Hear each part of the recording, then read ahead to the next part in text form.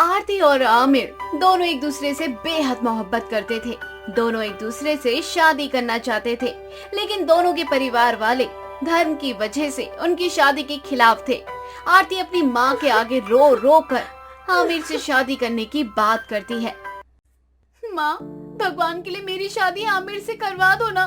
मैं आमिर से बहुत प्यार करती हूँ और उसके बिना नहीं रह सकती हूँ। और आपको तो पता है ना, जबरदस्ती किसी भी रिश्ते में नहीं रहा जा सकता। और आप चाहकर भी मेरी शादी किसी और से नहीं करवा सकती, क्योंकि मैं कभी भी किसी और के साथ खुश नहीं रहूंगी। आरती, तेरा दिमाग तो ठीक है ना? तुझे पता है ना कि मुस्लिम कैसे होते हैं? अरे हमारे हिंदू धर्म में लड़के मर गए हैं क्या, जो तुझे मुस्लिम धर्म में शादी करनी है? बेटा, एक बार ठंडे दिमाग से सोच। अरे आजकल न्यूज में ऐसी ऐसी खबरें आ रही हैं। ये सब देखने के बाद भी तुम हिंदू लड़कियों को क्या हो जाता है, जो अपना जरा सा भी दिमाग नहीं लगाती। जोश में आकर होश मत खो। अगर माँ बाप की बात नहीं मानोगी तो फ्रिज में मिलोगी। और शादी सिर्फ तुम्हारी उस आमिर से नहीं होगी, बल्कि पूरे परिवार से होगी। अगर जरा सी भी चूक तुमने कर दी तो ससुराल में तो वह तुम्हें काट कर फ्रिज में डाल देंगे। बाकी अब तुम्हारी मर्जी कि तुम्हें क्या करना है। माँ, सारे मुस्लिम एक जैसे नहीं होते। आमिर को मैं बहुत सालों से जानती हूँ, और रही बात आमिर की फैमिली की, तो उसकी फैमिली को मैं अपने प्यार से अपना बना लूंगी। तो एक बात मेरी भी ध्यान से सुन ले। अगर तूने उस आमिर यानी उस मुस्लिम से शादी की तो मेरे घर में कदम रखने की जरूरत नहीं है। तेरा मेरा रिश्ता उसी वक्त खत्म हो जाएगा जिस दिन तू उस आमिर से शादी कर लेगी। आरती रोते हुए अपने कमरे में जाती है। तभी आमिर का फोन आता है और आमिर आरती से बोलता है। क्या हुआ आरती, तुम्हारी अम्मी ने क्या कहा? आमिर, मेरी माँ तो इस रिश्ते के लिए बिल्कुल भी तैयार नहीं है। मुझे लगता है कि घर वाले कभी भी इस रिश्ते के लिए तैयार नहीं होंगे। आजकल के टाइम में कौन जात पात और कौन धर्म को देखता है। प्यार तो धर्म और जात पात दोनों से बड़ा होता है, लेकिन फिर भी हमारे माँ बाप हमारे साथ ऐसा क्यों कर रहे हैं? आरती, तुम बिल्कुल चिंता मत करो। तुम बस एक बात अपने दिमाग में बैठा लो, शादी होगी तो सिर्फ हमारी होगी, वरना हम दोनों कभी शादी नहीं करेंगे। अगर घर वाले नहीं भी मानते हैं तो भी मैं तुमसे ही शादी करूंगा। आरती और आमिर दोनों अपनी अपनी फैमिली को बहुत मनाने की कोशिश करते हैं, लेकिन उनकी फैमिली उनके रिश्ते के लिए तैयार नहीं थी। आखिरकार दोनों परिवार के खिलाफ जाकर शादी कर लेते हैं। शादी करके आमिर आरती को अपने घर ले आता है।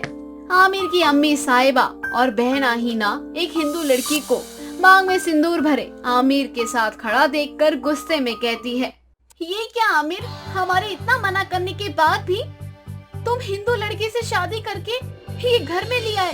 तुम्हें पता नहीं है क्या, हमने कितनी बार तुम्हें मना किया है कि हिंदू लड़की से दूर रहो।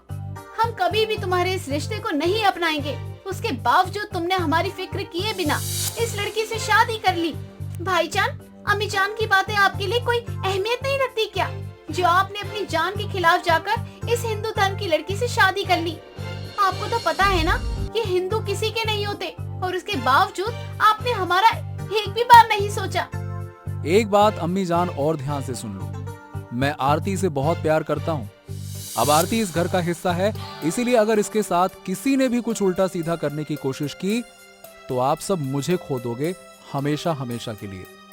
आमिर की इस बात से आमिर की माँ और बहन दोनों को बहुत गुस्सा आता है। ऐसे ही रात को हिना आरती से बोलती है, मेरी प्यारी भाभी जान, आपको पता है ना, मेरी माँ बहुत गुस्से वाली है। उन्हें जरा सी भी गलती बर्दाश्त नहीं होती। इसलिए मैं आपको पहले ही बता रही हूँ कि आज आपको हम सब के लिए मटन बनाना होगा, और मटन में कोई कमी नहीं होनी चाहिए, क्योंकि मटन अम्मी का फेवरेट डिश है, और आज आप अपने ससुराल की पहली रसोई में यही बनाओगी। लेकिन मैं तो नॉनवेज नहीं खाती हूँ, ना कभी इसे हाथ लगाया है। मुझे ये सब नहीं आता। अगर चाहती हो कि अम्मी जान तुमसे खुश रहे, तुम्हें ये सब करना होगा, वरना अम्मी जान इस मटन की जगह तुम्हारे टुकड़े कर देंगी। हिना की बात से आरती बहुत डर जाती है और वह यूट्यूब के जरिए अपनी सास के लिए मटन बनाती है। आरती पूरी कोशिश करती है कि मटन अच्छा बने, जिससे वह अपनी सास का दिल जीत सके। थोड़ी देर बाद आरती अपने ससुराल में सभी को मटन परोसती है। साहिबा को मटन बिल्कुल भी पसंद नहीं आता और वे गुस्से में वह मटन उठाकर आरती के ऊपर फेंक देती है। आरती जोर जोर से चिल्लाने लगती है। उसके बाद उसके साथ उसे बहुत बुरी तरह मारती है। आमिर भी अपनी माँ का साथ देता है। पूरा परिवार मिलकर आरती को मारकर उसके टुकड़े टुकड़े कर देता है। तभी अचानक से आरती की आंखें खुल जाती हैं। हे भगवान, ये सब क्या है? इतना भयानक सपना। कहीं माँ का कहा हुआ सच तो नहीं? आमिर से प्यार करने की इतनी बड़ी सजा मिलेगी क्या मुझे? तभी आमिर का फोन आता है।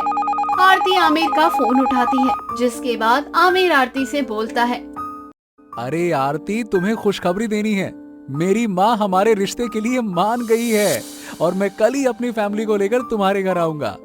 यह खबर सुनकर आरती खुश हो जाती है, लेकिन उसके मन में बार बार उसका वह सपना आ रहा था।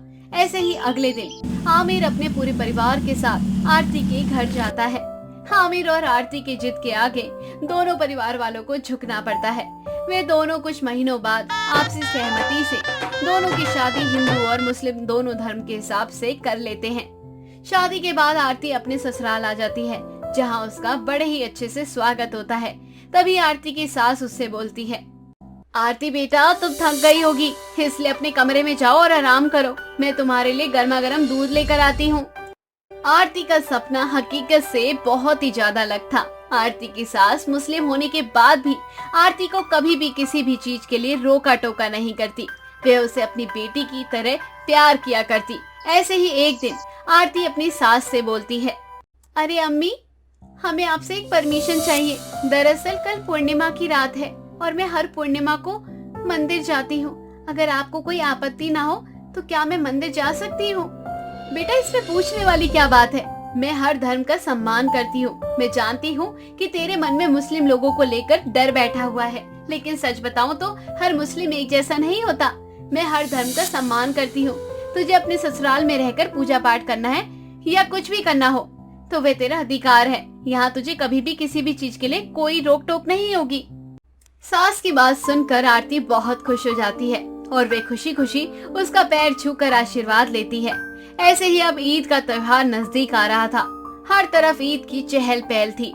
साहिबा अपनी बहू आरती से कहती है, आरती, मुझे नहीं पता कि तुझे ईद के त्योहार के बारे में कितना पता है, लेकिन इतना ही बोलूंगी कि ससुराल में तेरी पहली ईद है, तो इस ईद के मौके पर तू हमारे साथ शामिल जरूर होना। अम्मी, आप कैसी बातें कर रही हैं? ये भी कोई पूछने वाली बात है क्या? सच बताऊं तो जैसा आपका मानना है वैसा ही मेरा मानना है। मैं भी हर धर्म का सम्मान करती हूँ और कोई धर्म ऊंचा नीचा नहीं होता। सभी धर्म बराबर होते हैं। इसलिए इस ईद का त्योहार इस बार हमारे लिए बहुत खास होगा। इस तरह से आरती ईद का त्योहार अपने पूरे परिवार के साथ हंसी खुशी मनाती है, जिसमें वे अपने पूरे परिवार के लिए मीठी सवैयां बनाती है और तरह तरह के पकवान भी बनाती है और अपने आप को पूरी तरह से मुस्लिम बहू के रूप में तैयार करके अपने पूरे परिवार को खुश कर देती है। राहुल एक सिमरन नाम की लड़की से बहुत प्यार करता था और उससे शादी करना चाहता था। ऐसे ही एक दिन राहुल सिमरन की फोटो अपनी माँ सुनैना को दिखाते हुए कहता है, माँ, ये सिमरन है और मैं सिमरन से बहुत प्यार करता हूँ, शादी करना चाहता हूँ।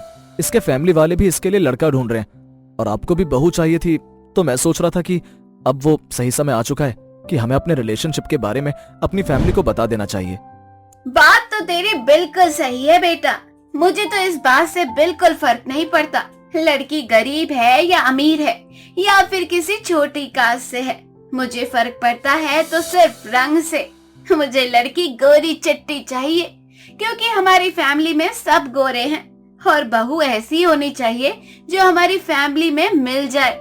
फर्क ही ना नजर आए लोगों को कि ये बहू है या बाहर की आई हुई लड़की है। माँ के मुंह से ये बात सुनकर राहुल थोड़ा सा हैरान हो जाता है। दरअसल राहुल की गर्लफ्रेंड सिमरन, जो कि बहुत काली थी लेकिन मन की बहुत अच्छी थी, साथ ही बहुत पढ़ी लिखी भी थी। राहुल को उसके मन की खूबसूरती बहुत पसंद थी।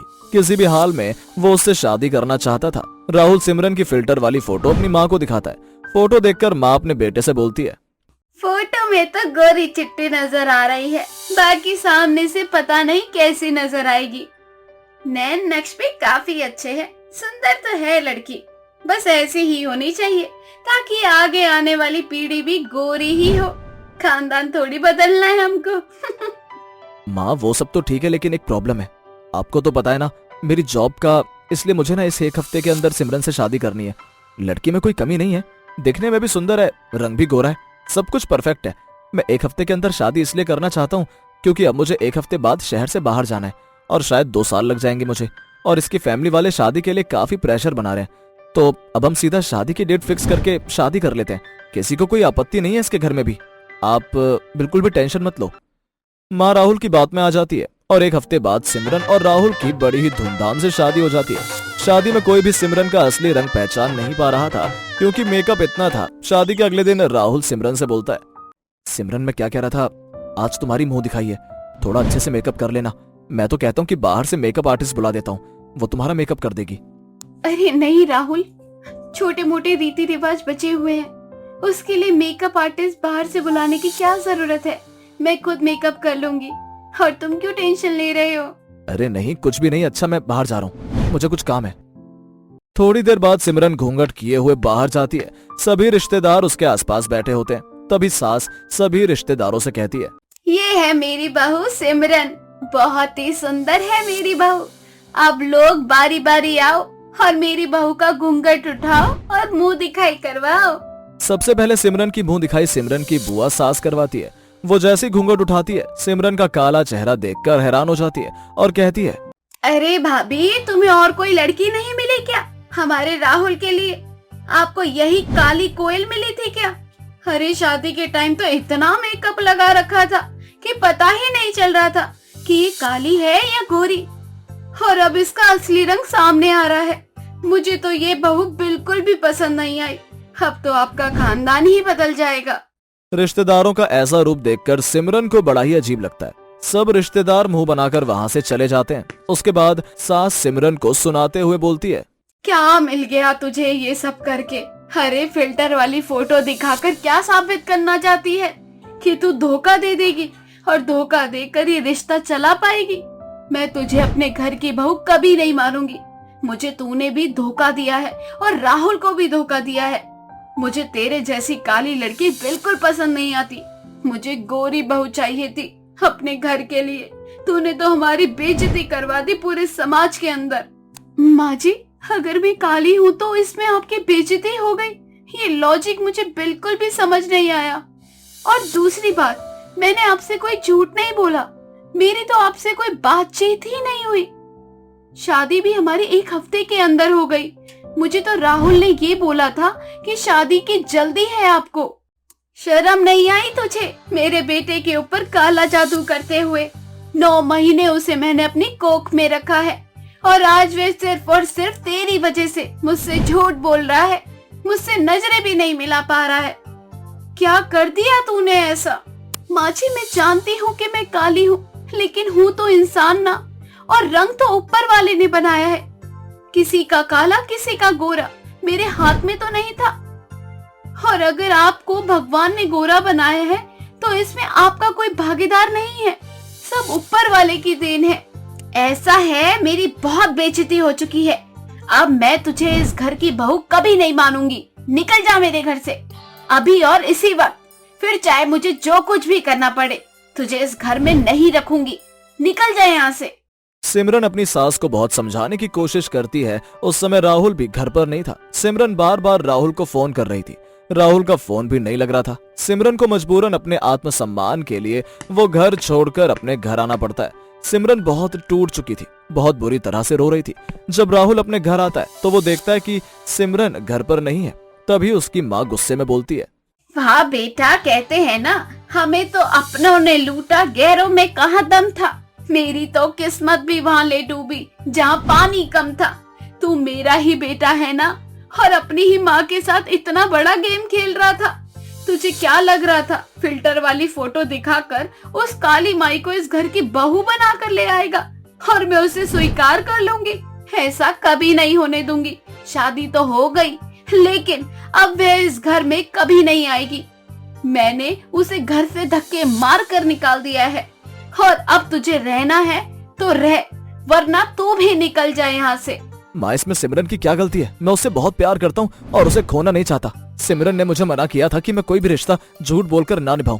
उसने कहा था कि वो जैसी है वैसी ही आपको पसंद आनी चाहिए, लेकिन मुझे आपका पता था, आप काला गोरा ये सब देखती हो, इसलिए मैंने आपसे झूठ बोलकर सिमरन से शादी की। शादी के अगले ही दिन मैंने उससे बोला था कि वो बहुत ज्यादा मेकअप लगा ले और अपने काले रंग को छुपा ले, लेकिन उसने कहा था कि नहीं, वो जैसी है वैसी ही सबके सामने जाएगी, इसमें उसकी क्या गलती। आज मुझे अपने किए पर बहुत शर्मिंदा होना पड़ रहा है बेटा, सिर्फ और सिर्फ तेरी वजह से। सिमरन जैसी भी है लेकिन झूठ बोलकर किसी रिश्ते को अपनाना नहीं चाहती हो, और मैं बेकार में सारा इल्जाम उसी के ऊपर लगा रही थी। इसमें उसकी भी क्या गलती, धोखे में तो तूने उसे भी रखा और मुझे भी रखा। सच जानने के बाद सास को अकल आ जाती है और वो अपनी बहू को स्वीकार कर लेती है और उसे घर वापस ले आती है।